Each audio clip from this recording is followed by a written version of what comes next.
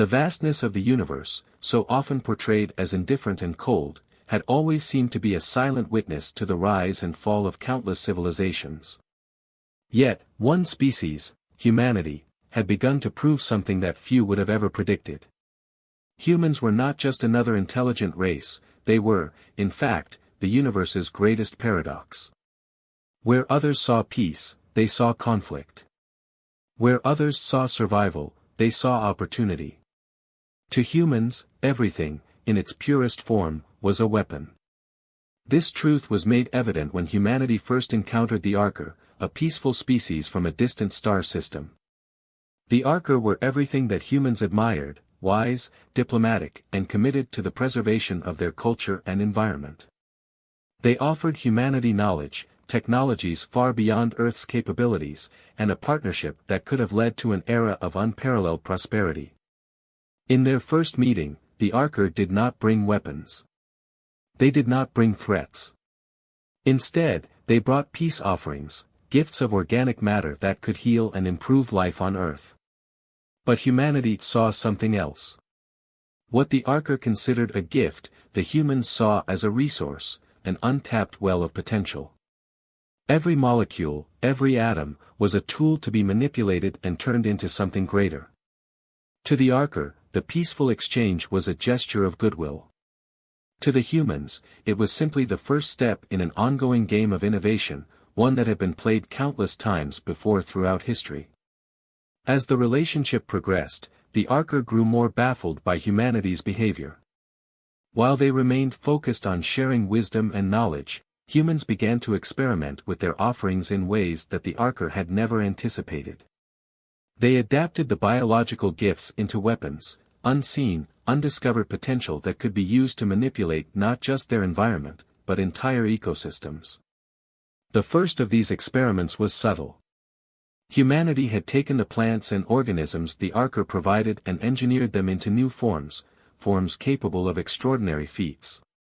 Some could grow at an alarming rate, others could produce immense energy, and still others could even mimic the processes of human thought. In the hands of scientists, these creations were like a blank canvas waiting for their inevitable transformation. The Archer, of course, were horrified. To them, these were sacred beings, not toys for human exploitation. But it was already too late. Humans had seen what was possible, and once the potential was realized, it was impossible for them to ignore. Weapons, after all, were not always tools of destruction, sometimes, they were tools of control, of creation, of progress.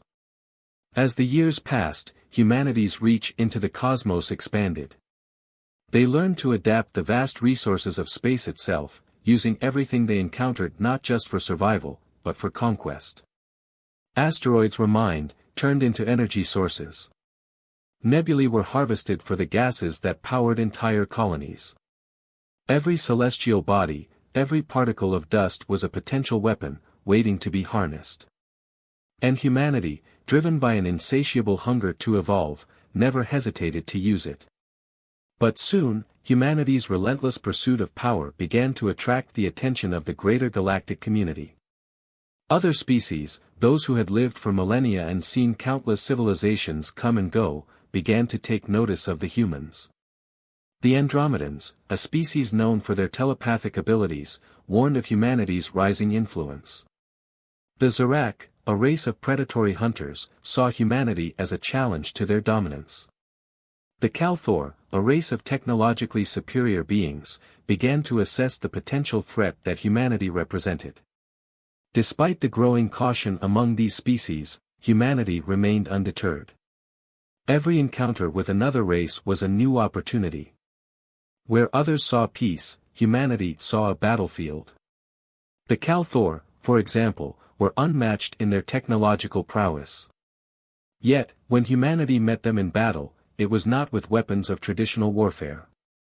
Instead, they used their understanding of the environment itself as a weapon. Humanity bent the very fabric of space, manipulating gravity wells and light waves to destabilize their opponent's technology, turning their greatest strength into their greatest vulnerability. To the Kalthor, it was unfathomable. To the Archer, it was tragic. But to humanity, it was simply the next logical step in the evolution of their species. The universe, they realized, was not a place of peace, it was a playground for those with the will to dominate, a battleground where the strongest would thrive. And humanity had learned that, in this game, every resource, every encounter, every piece of knowledge could be transformed into a weapon. But as the years wore on, humanity's unrelenting drive began to take a toll. Their once peaceful homeworld of Earth, now a bastion of power and influence, had grown increasingly desolate. The pursuit of weapons, both tangible and abstract, had begun to erode the very essence of what it meant to be human. Relationships were seen through the lens of leverage. Diplomacy was no longer about cooperation, it was about outsmarting the other, securing an advantage, and exploiting weaknesses. One particularly dark moment in history came when a small group of human scientists, working in secret, unlocked the ability to weaponize human emotion. It began as a study in empathy, an attempt to understand and enhance communication between species. But it was quickly realized that emotions, in their rawest form, could be controlled. Fear could be amplified. Hatred could be directed. Love could be manipulated. With this discovery, humanity's greatest weapon was no longer made of steel or energy, it was made of the mind. Now, humanity was no longer bound by the limitations of the physical universe. They had unlocked a way to weaponize the very fabric of existence itself. And in this new era, the rules of engagement were completely rewritten. As the story unfolds, humanity faces the consequences of their relentless pursuit of power. They encounter species that were once allies, who now stand against them. The Archer, devastated by what humanity had become, initiate a plan to stop the human rise. The Calthor, having underestimated humanity, are forced to reconsider their stance. And the universe itself begins to react, as the balance of power shifts in ways no one could have predicted. But in the heart of this unfolding conflict lies a deeper truth, that perhaps, after all, the greatest weapon humanity has is not the ones they wield, but the choices they make. Every decision, every action, is another step on a path that could lead to their redemption, or their ultimate destruction. The universe, once a neutral force, now watches with bated breath. Will humanity rise above its weapons, or will it become the very thing it once sought to control? As humanity's presence expanded across the stars, it became increasingly clear that their insatiable thirst for power was a force of nature, one that could neither be reasoned with nor denied. The balance that had once existed between cooperation and conquest began to crumble. What began as a single spark, an innate desire to survive, had grown into an unstoppable inferno, consuming everything in its path. Humanity was no longer content to merely explore the universe, they sought to dominate it, to rewrite its rules, and to bend it to their will. The Archer, once eager to assist in humanity's rise, watched from the sidelines as the species they had once hoped to guide spiraled out of control. Their peaceful gifts were twisted, altered into tools of unimaginable destruction. The Archer, who had once believed in the inherent goodness of sentient life, now found themselves questioning everything they had ever known. They had underestimated humanity, believing that their species' wisdom and nobility would prevail. But instead, humanity had found a new way to wield power, through ingenuity, through manipulation, and through an unyielding drive to conquer. One such moment came when the humans encountered the Gornith, a race of energy-based beings that had existed in harmony with the cosmos for millennia. Their form was intangible, existing as pure energy flowing through the stars. The Gornith had no need for physical matter. They were the embodiment of light and space, and they had thrived for centuries without ever needing to engage in warfare. When the humans first met them, the Gornith extended an olive branch, offering their knowledge of energy manipulation. But to humanity, the Gornith's gift was not a boon, it was an opportunity. The humans quickly learned to weaponize the Gornith's energy manipulation techniques. They crafted weapons capable of harnessing the very essence of the universe itself. Entire planets were laid waste, their energy drained and redirected into weapons that could annihilate entire civilizations in a single, focused blast. What was once a peaceful species offering enlightenment to the humans had become the source of one of the deadliest weapons ever created. The Gornith, horrified by what humanity had done, attempted to sever their connection with the humans. But it was too late. The energy they had shared with humanity had already been used to create unimaginable destruction, and their efforts to undo the damage were futile. Humanity, with their new power, turned their gaze to the stars, seeking to conquer yet more of the galaxy. Soon, other species began to unite in their opposition to humanity. The Kalthor, the most advanced civilization in the known universe, who had once looked upon humanity with disdain, now viewed them with growing concern. The Kalthor had never known defeat, their technology unmatched and their warriors unparalleled.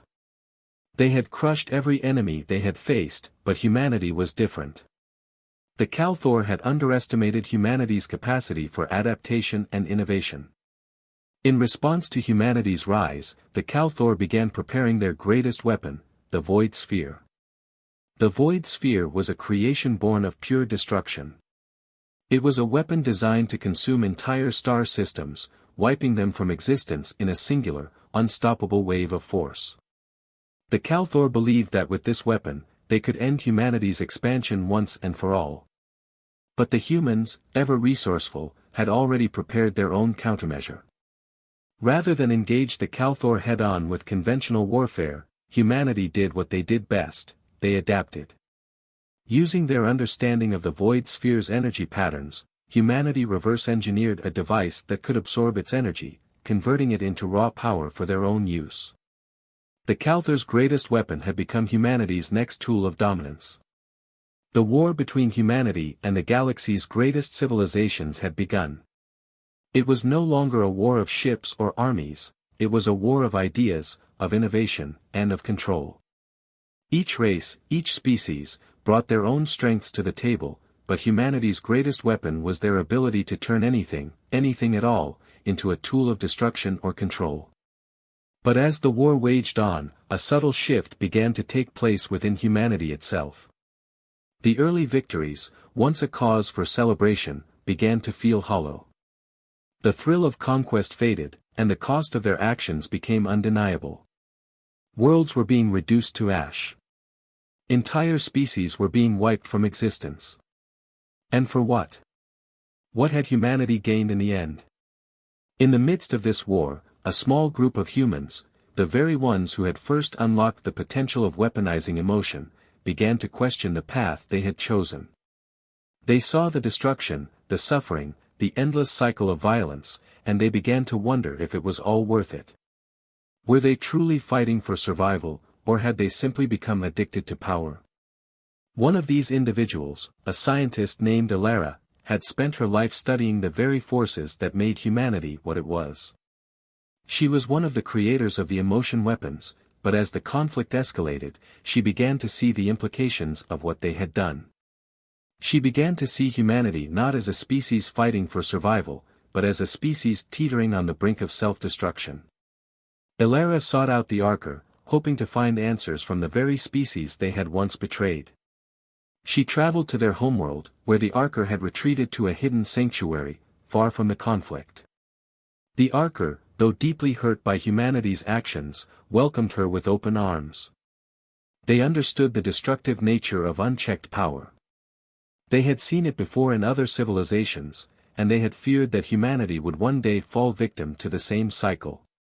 In their secluded sanctuary, Elara learned of an ancient truth that had been passed down through the generations of the Archer. It was a truth that, if humanity could embrace it, had the potential to save them from the brink of annihilation. The truth was simple: the greatest weapon was not one that could destroy, but one that could create, one that could build bridges, foster understanding, and unite rather than divide. But could humanity, after all it had done, still embrace this truth?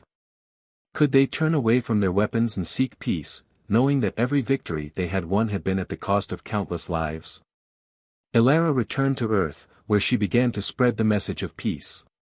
She knew that it would not be easy, that there were those who would resist, who would continue to seek power above all else. But she also knew that the future of humanity depended on their ability to change, to evolve, and to recognize that their greatest weapon was not the one they wielded, but the one they could choose to set aside. As the galaxy teetered on the edge of war, the question remained, would humanity continue down the path of destruction, or would they find the strength to embrace a new kind of weapon, one of unity, one of creation, one of hope? As Alara's message began to spread across Earth and the colonies, it faced an uphill battle. The war machine that had powered humanity's rise to power was deeply entrenched, with influential leaders, military commanders, and even citizens who had tasted the fruits of conquest unwilling to abandon the cause. The idea of peace, of stepping away from the weapons that had served humanity so well, seemed like a betrayal to them. After all, how could a species that had risen through sheer will, through innovation and strength, suddenly turn its back on the very thing that had brought them this far? But Alara's words resonated with some, those who had begun to understand that the cost of victory was not just measured in the lives lost, but in the soul of humanity itself. They saw the desolation left in the wake of their expansion. The beauty of once thriving planets now lay in ruins. Species that had once flourished, full of potential and culture, were wiped from existence without so much as a second thought. And for what? What had they gained? More weapons. More power. More control. It was an empty victory, a hollow triumph that left nothing but a trail of destruction. Alara was not alone in her awakening. A group of like-minded individuals, including former military officers, scientists, and even politicians who had once supported the conquest, began to rally behind her cause. They formed a covert faction, working in the shadows to spread the message of peace and the potential for a new path forward. They were not naive, they understood that the war had already escalated too far. But they believed that if humanity could shift its focus, if they could recognize that their greatest weapon was their ability to create rather than destroy, then there might still be a way to end the violence. The Archer, who had long since withdrawn from the conflict, agreed to help. Though deeply disillusioned by humanity's actions, they had not given up hope entirely. They had once believed that humans had the potential for greatness, and they still clung to that belief, albeit with great caution. The Archer shared with Alara their most sacred teachings, lessons about the power of empathy, diplomacy, and cooperation. It was a difficult task, one that required humanity to confront its darkest impulses, but they hoped it might light a way forward. But not everyone within humanity was ready to listen.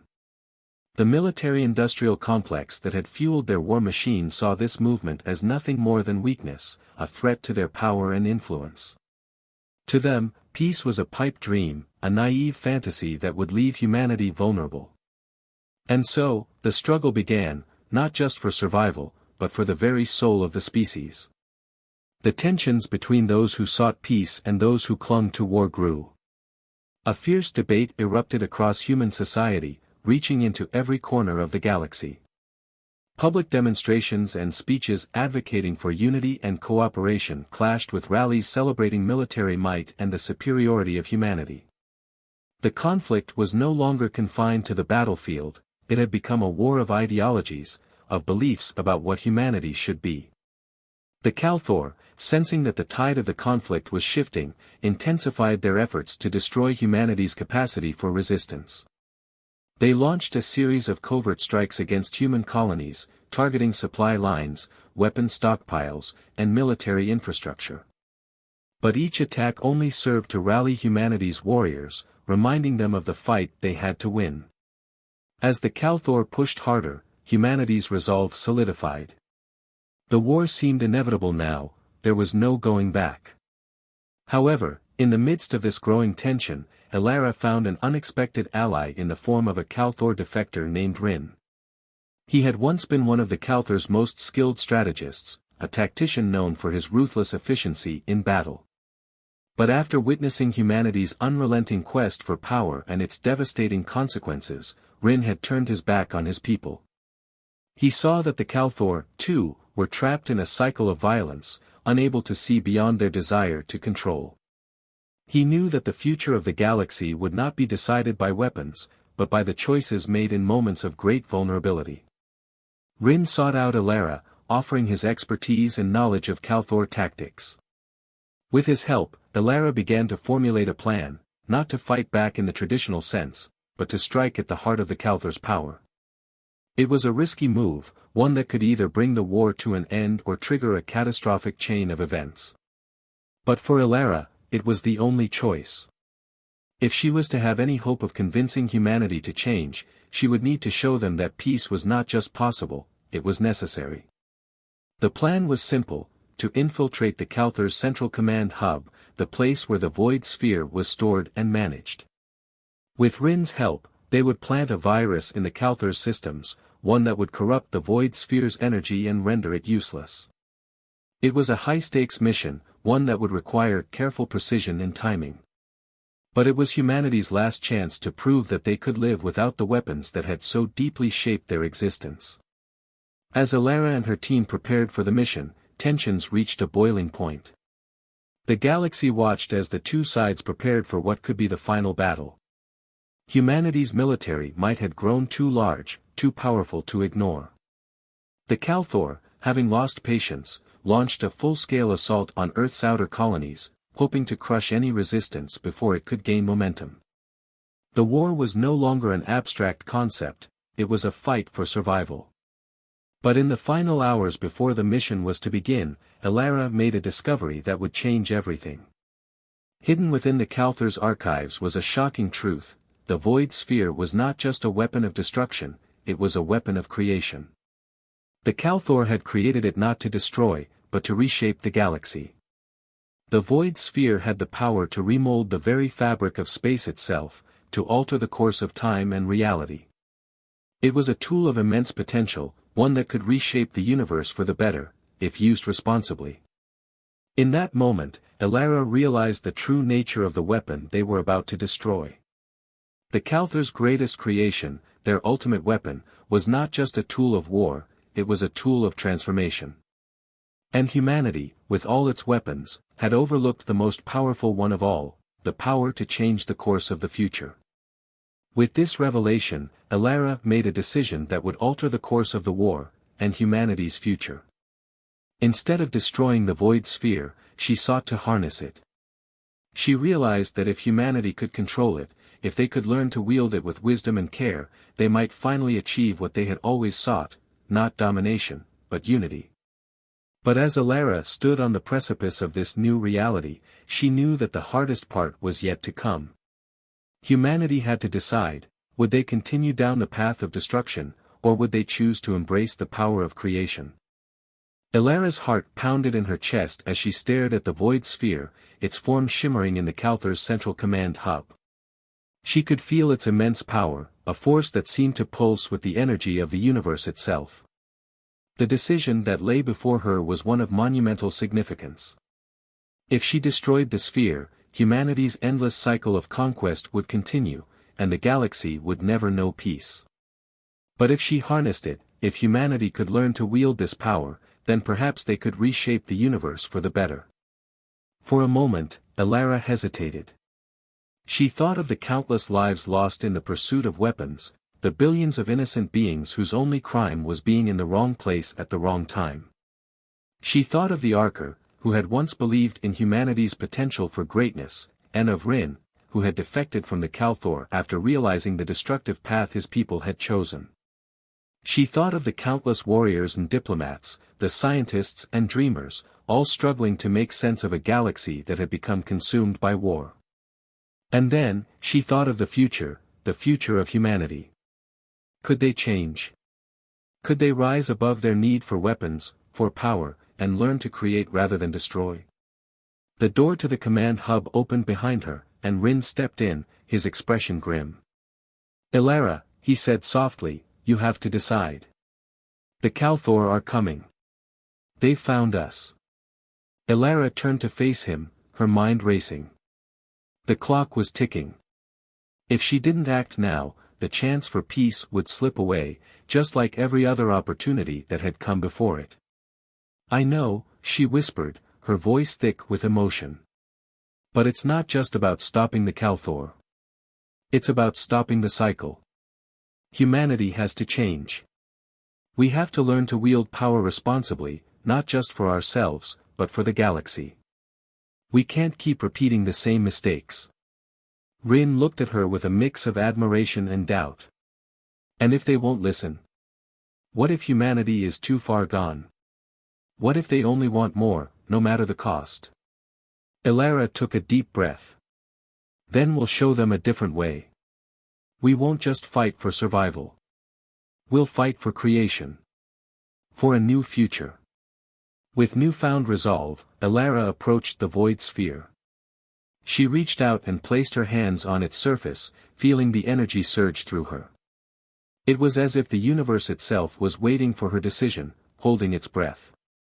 The sphere responded to her touch, its energy pulsing in rhythmic waves, as though it recognized her presence, recognizing that she, too, was part of its potential. A voice echoed in her mind, no, not a voice, but a thought, a collective consciousness from the very core of the sphere. It was as though the void sphere itself was speaking, its ancient wisdom offering a final choice. You seek to reshape the future, the thought echoed, but beware, the power you seek can either build or destroy. You must choose, Elara. What will humanity become? She closed her eyes, letting the weight of the decision settle over her. She thought of all the civilizations that had come before, all the species that had risen to power only to fall into ruin. They had all sought power, and they had all been consumed by it. Would humanity repeat that cycle? Or would they rise above it, finding a new path forward? She made her choice. I choose creation, Elara whispered, her voice filled with both fear and hope. I choose a future where humanity learns to build, to unite, and to create, not to dominate, not to destroy. With that declaration, the void sphere responded. Its energy flared to life, swirling around her in a brilliant light that illuminated the entire hub. It was as though the very fabric of reality was bending, shifting in response to her will. The sphere's power was immense, but it was no longer a weapon, it was a tool for creation. The potential to reshape the galaxy lay within humanity's grasp, but it was not something to be taken lightly. In the distance, the Calthor fleet was closing in, their ships on the edge of the human system. They would not stop until they had eradicated the threat humanity posed. But as their fleet approached, something changed. The void sphere's power rippled outward, not in a destructive wave, but in a wave of energy that shifted the very space around it. Time seemed to stretch, the very fabric of the universe bending to the will of the sphere. And then, the Calthor fleet stopped. Their ships froze in space, unable to move. Communications went silent. The very energy that had once powered their warships was now disrupted, reversed, rendered harmless. The Calthor were no longer a threat, not because they were defeated, but because the void sphere had altered the course of their existence. Their weapons were neutralized, their technology made irrelevant, not by force, but by the power of creation. The galaxy stood still. Elara opened her eyes, the weight of what she had done sinking in. The Calthor had been stopped, not by violence, but by the creation of a new reality. The war, the conflict, the cycle of destruction, all of it had been brought to a halt. But this was only the beginning. Elara knew that the true work was just starting. Humanity had to rebuild. They had to learn to wield the power of creation, not just as a force to reshape the galaxy, but as a tool for unity and peace. It would take time. It would take effort. And it would take the collective will of humanity to embrace the potential for good that lay within them. As the void sphere's light dimmed, Elara turned to Rin, who stood beside her, his expression a mix of awe and disbelief. "We've done it," she said quietly. "We've changed the future." Rin nodded, his voice filled with both wonder and uncertainty. But will humanity change with it? Will they choose the path of creation over destruction? Elara smiled, though her heart was heavy. "I hope so. And if they don't, then we will guide them. Together." In the days that followed, the galaxy began to heal. The war ended, not with a battle, but with a choice. Humanity stood at a crossroads, with the potential to build something new, something greater than anything they had ever dreamed. The path was uncertain, and the challenges ahead were great, but for the first time in centuries, the future was theirs to shape. The Arca returned, offering their support once again, and the Calthor, their greatest foes, were forced to reconsider their own role in the galaxy. The Void Sphere, now under humanity's control, was not a weapon of war, but a tool for creation. It became a symbol of humanity's potential, a reminder that with great power came great responsibility. As humanity looked to the stars, they did so with a new understanding. Everything had always been a weapon to them, but now, they had learned that the greatest weapon of all was the power to choose. The choice to create, to build, and to unite. The choice to forge a future not through destruction, but through hope. And so, humanity took its first steps into the galaxy as a force not of conquest, but of cooperation, armed not with weapons, but with the power of creation. The universe, once cold and indifferent, now awaited the next chapter in humanity's journey. The story of humanity, the story of weapons and creation, was only just beginning.